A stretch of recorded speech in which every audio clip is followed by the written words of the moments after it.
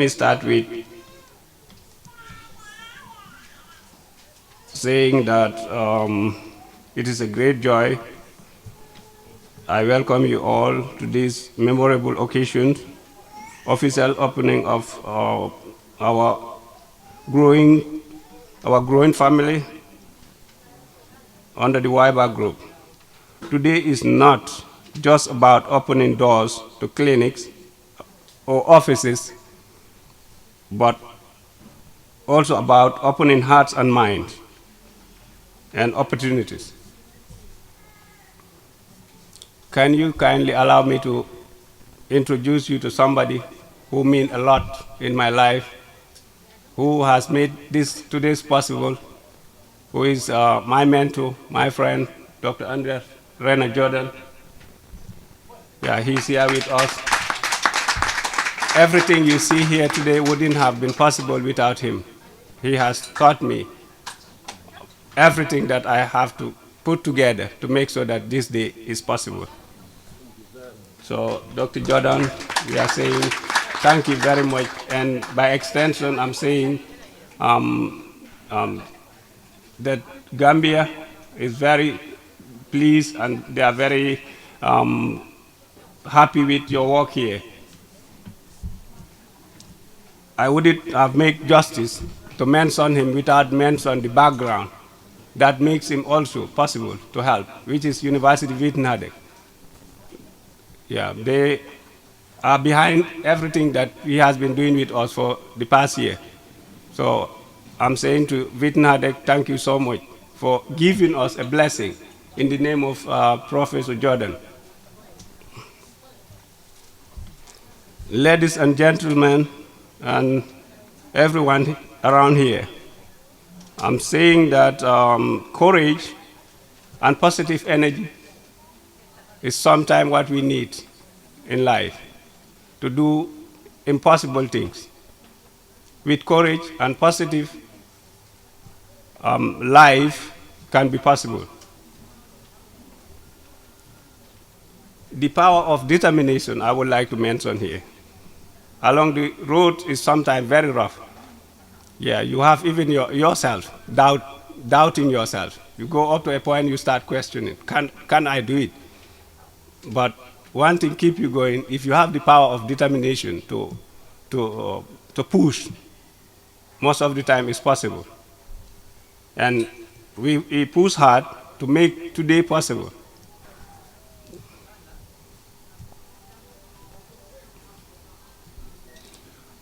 I would like to also emphasize on the issue of how you view life.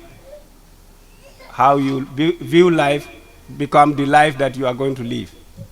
If you think something is not possible, it's never going to work. With the possibility of life is up to how you view it. So when you take life to be positive, you only encounter positive things about life. But when you fill your life with doubts and negativity, that is what you come across in life. Finally, I would like to say life without ambition, because first you have to have ambition. Without ambition, you stand for nothing. You represent nothing. With ambition and hard work, you can achieve something that can move mountains. So today, I would like to say this is another new beginning. Yes. Some might think this is the end of it, this is the peak. I want to promise people that this is just the beginning. We would like to work harder, even harder than we can imagine. Once again, I welcome everybody and thank you very much for your kind consideration to attend this great occasion. Thank you so much. invitation. Ladies and gentlemen, Your Excellency, the Ambassador of Germany, Mr. Botzet, dear Imam and dear prayer, the Christian prayer, dear Regional Health Director, my dear friends and the community all health workers that are already here. I try to show you some picture with these slides. I'm not sure if you can see them properly, but so maybe you listen to me and I try to tell you what you could see on the slides. Please allow me with my talk to take you on a brief journey into the past, specifically to the year 1994, marked by Nelson Mandela's inauguration as President of South Africa, but also marked as a political upheaval here in the Gambia. At that time, dental care was not a significant concern in this country, like in many other African countries. There was no academic training for dentists, and only a handful of dentists trained abroad provided dental services primarily to privileged people along the coast. General dental care was limited to the old military hospital in Banjul and the Bansang Hospital in Georgetown. You probably could not see here a map depicting the number of practicing dentists around the world, but what I can tell you is that Germany and United States look like quite proper in the proportions of the country, indicating that the supply of dentists is quite well. Japan, for example, in this map looks almost as big as China, indicating a more than comfortable provision of dental care, and at least in terms of manpower, the guarantee of receiving dental treatment when having toothache. Other countries, on the other side, are barely visible. Among them Russia, which appears only at the narrow green band in the upper right, and Africa. Only the northern African countries, perhaps and South Africa, are recognizable. I cannot even make out the Gambia here, yet Africa's true size is vastly greater. So in 1994, at the age of 23, I spent a semester as dental student in Philadelphia, Pennsylvania, in the United States of America. And for the first time, coming from a wealthy country like Germany with a statutory health insurance system for everyone, I realized that it is not a given to be able to see a dentist when suffering from severe toothache, even in America. Many people there had no health insurance, so as a student, I volunteered much of my time in a community dental clinic at the University of Pennsylvania, providing free dental treatment to the uninsured.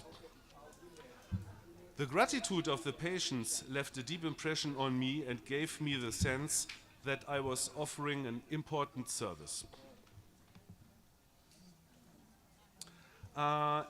It was there that I attended a lecture on practice in dentistry in regions of the world lacking running water, electricity, and infrastructure. Inspired by the idea that dental care could be delivered anywhere in the world, virtually without infrastructural preconditions, I returned to Europe knowing that is what I wanted to do. As a future dentist, I wish to give something back to the world, a world that has granted me privileges for which I had done nothing to deserve. Together with two fellow students, I began searching for a way to make this a reality. In life, I have learned that not everything can be planned. Sometimes opportunities arise, like today. And once they arise, you must seize them. By a stroke of luck, my colleagues Kirsten, Sven, and Dr. Leeds and I found ourselves only a few months later landing in Banjul, with a few dental instruments in our luggage, eventually arriving after many hours of travel through difficult terrain at the Yahali Health Center in Central River region.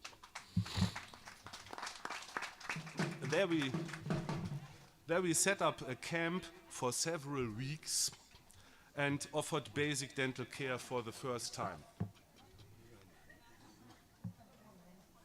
You can see me here, the second person from the left, with my colleagues at the Yahali Health Center.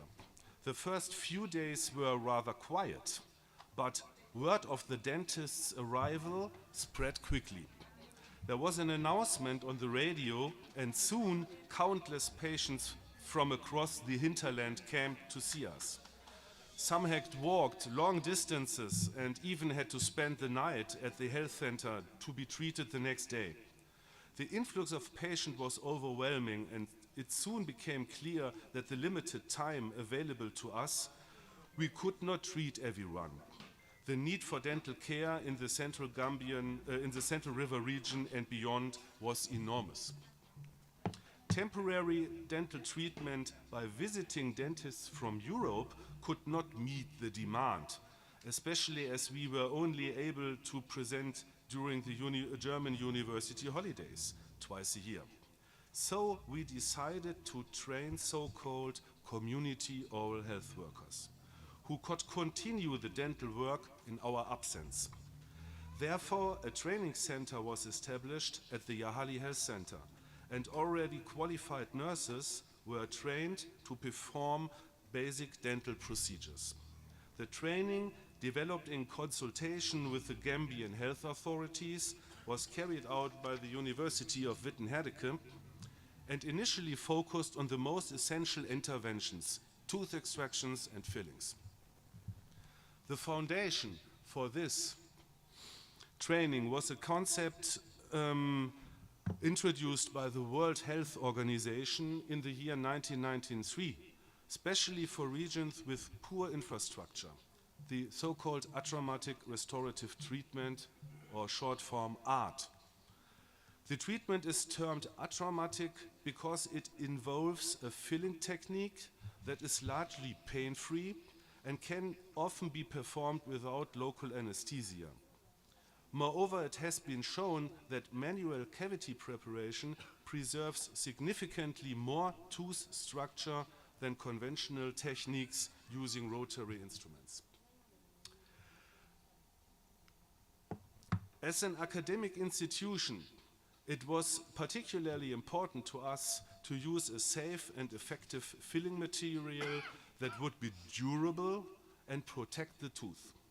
In collaboration with the dental material manufacturer SP3M, we developed the special ART filling material called Ketak Molar, which we used the first time in the world in Jahali. This material,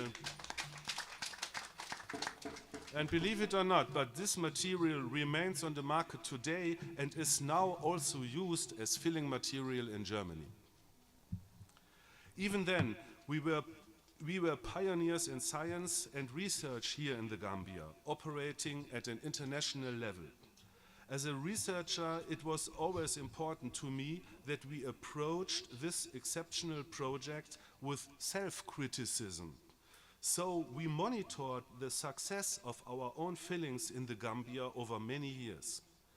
It was not always easy to trace patients after several years, and some of you always had problems to get to this place, so you can imagine how difficult it may be to reach patients after 5 years in the hinterland without addresses, maybe the telephone number changed, and so on. You know what I'm talking about. But the positive results we achieved have been published internationally and withstand critical scrutiny. In 1998, then, the first nurses began working as community oral health workers after completing their training. Initially working under rudimentary conditions, you see they work under a big tree, patients are light on a bench. As trainer and teacher, it was essential for me to demonstrate also that our community oral health workers matched the quality of fully qualified dentists.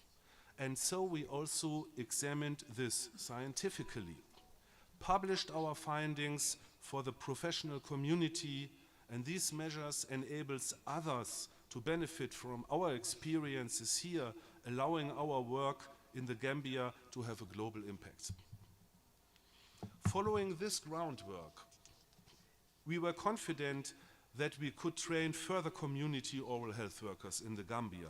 With the development of a 3-month curriculum for certified nurses as advanced training to become community oral health workers, the training program was accredited by the Gambian Ministry of Health in 2002 through a memorandum of understanding. In 2006, following the establishment of a dedicated training center, it was re-accredited with the aim of establishing basic dental care in additional governmental health centers and hospitals. Further accreditation was granted in 2008 for another training site in the western urban area of Brikama. Thus, since 1995, the Republic of the Gambia, through Wittenherdecke University Gambia Dent Care Program, has been one of the pioneering countries in the application of uptraumatic restorative treatment for restoring teeth. This has led to a state-accredited further training program for community oral health workers for certified nursing staff. Since 2002, 15 Gambian health centers, you can see them here. Since 2002, 15 Gambian dent care treatment centers have been established on both the north and the south banks of the country, reducing the average distance to dental care and oral health education of the population dramatically.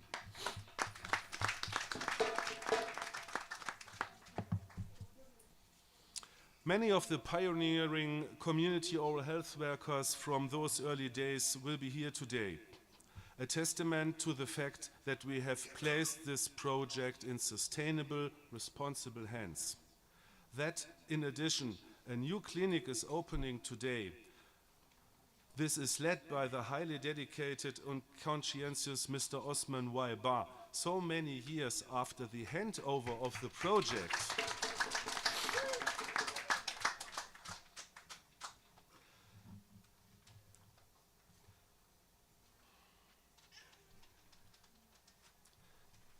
Fills me with immense pride and gratitude. I regard the naming of the facility in my honor as the greatest distinction I have received in my professional life, and it fills me with great humbleness. However, I see this also as a recognition for the entire project and for all the supporters in the Gambia and Germany over the past 30 years, including the Wittenherdecke University, the academic grounding of this project, and Professor Gengler, who was my mentor and the academic mentor of the Gambia project from the first second. He passed away only weeks ago. This is a wonderful example of sustainable collaboration. For the future, I especially hope that we can further develop oral health education, treatment and prevention in oral health, particularly among children. They are our future. We have demonstrated in Germany consistent prevention and early treatment can decline many dental diseases. This, too, is an important task for community oral health in the Gambia. The education of community oral health workers as a joint program between the German Wittenherdecke University and the Gambia can serve as a blueprint for future collaboration. Dear Osman, for the future of the clinic and your efforts in community oral health in the Gambia, I wish you as many pupils. This is a kindergarten in Brikama, Wattenscheid, with hundreds of children waiting for their examination, and you in the front there organizing everything. I wish you as many patients as shown on this slide. I will continue my support as your mentor and friend, and for the benefit of the people of the Gambia. Thank you very much for your attention.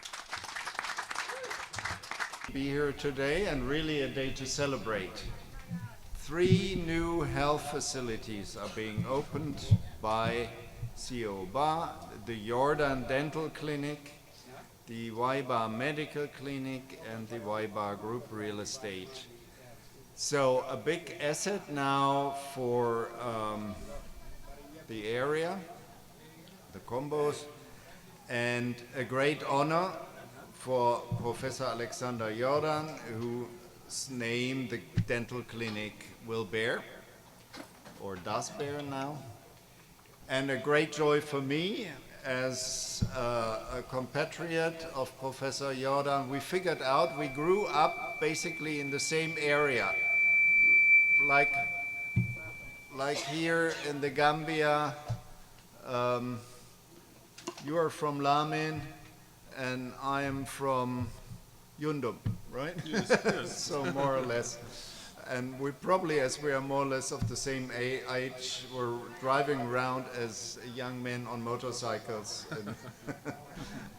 and met perhaps for a drink without knowing. It's an impressive story, and it shows what dedicated individuals can achieve when they persist. When Professor Jordan arrived in the Gambia, there was no dental care. People had to suffer through their dental pain without remedy, basically. And with the support of the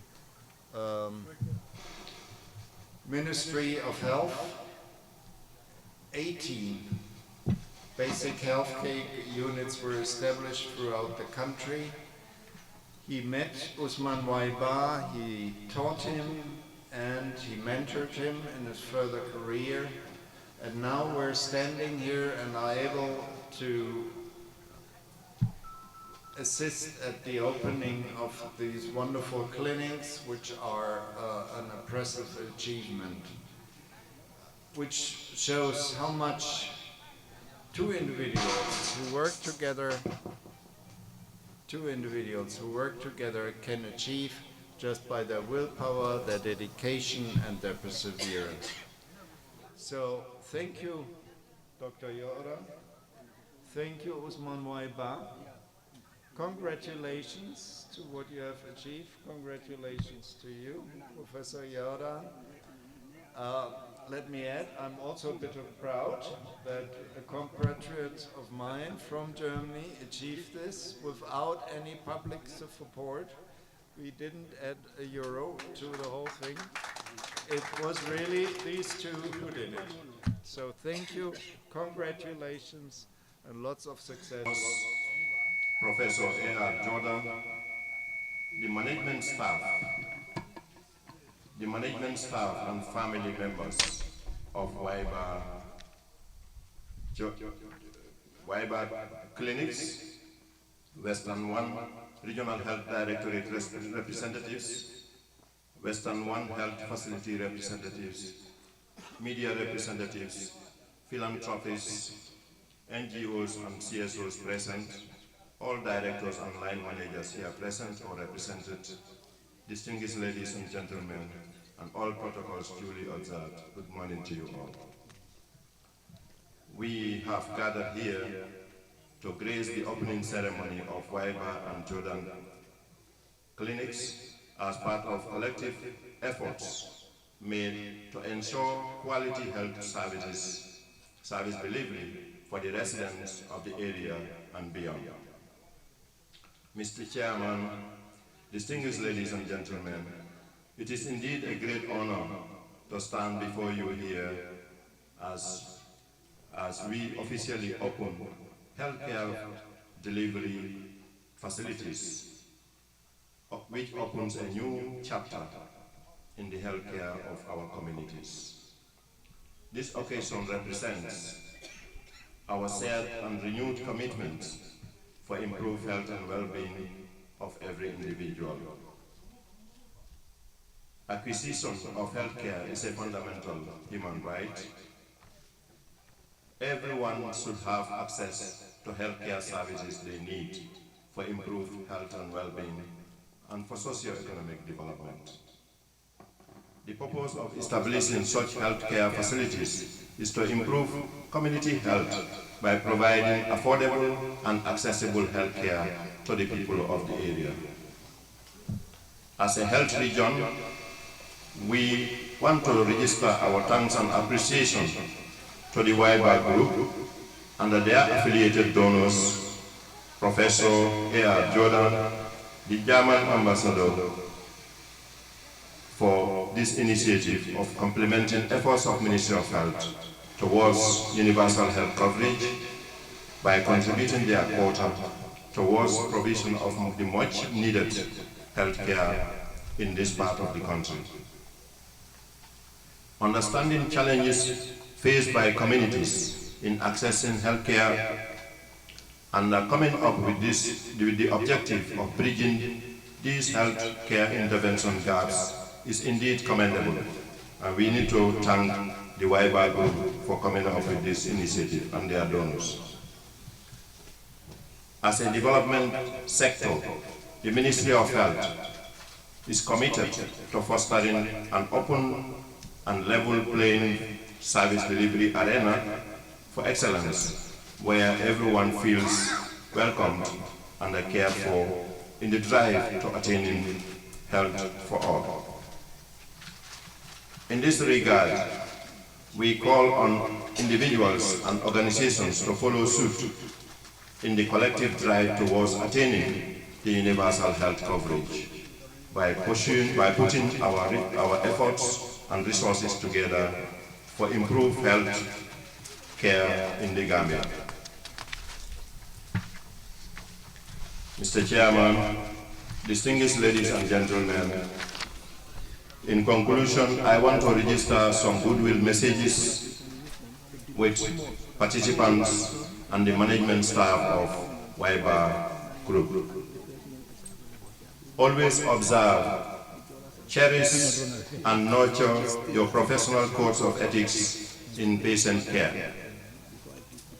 Ensure affordable and accessible quality of care for the catchment area communities.